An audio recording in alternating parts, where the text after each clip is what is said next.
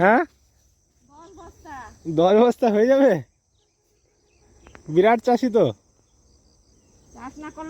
Hey guys, good morning, back to our Sujan বন্ধু blog. তো আজকে একটা নতুন ব্লগ নিয়ে চলে এসেছি তোমাদের, ভালো একটা ব্লগ সকালে মর্নিংয়ে। তো চলো যেতে থাকি। তো বন্ধু দেখো,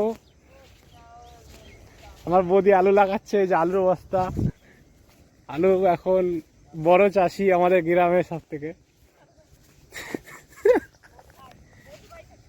বৌদি ভাই চাষি।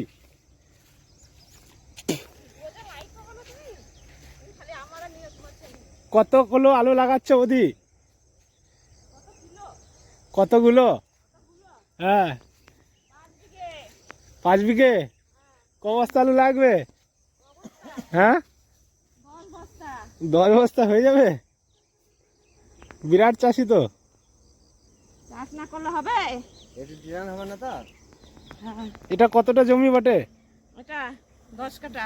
10 কাঠা একাই লাগিয়ে দেবে? একটা দুটো মুনিশ আছে। তো বন্ধুরা দেখো, এগুলো হচ্ছে পটল গাছ, আর ওই মাঝে দুটো কলা গাছ হয়েছে, 3টে কলা গাছ, 3টে কলা ধরেছে। দেখবে এই দেখো, এখন শীতে পড়ে গেছে আর সবাই মাঠে আলু লাগাতে শুরু করেছে। এই দেখো আলু লাগাচ্ছিল, বৌদি আলু লাগাচ্ছিল, দেখলে তো। তো এইগুলো থাকবে, এইগুলো আলু লাগাবে না।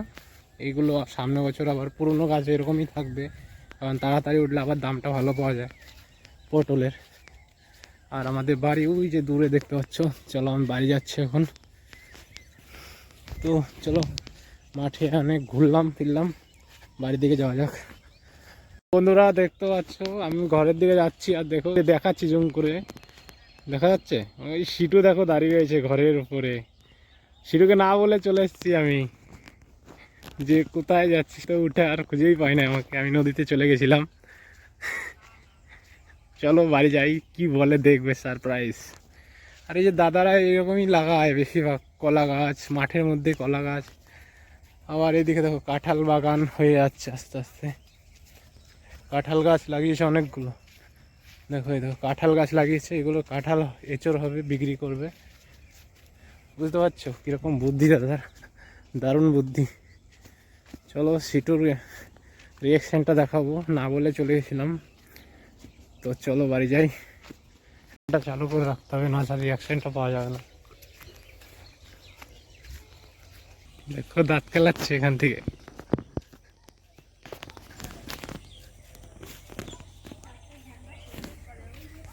বলো কি বলছো? কি রান্না? কে ব্লগ করতে গিয়ে?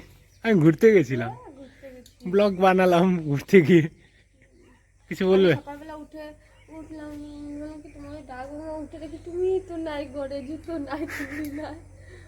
কোথায় হারিয়ে গেছি নাকি? বৌদি বলছিল ঠিক আছে, বাদামগুলো ছাড়া যাবে না?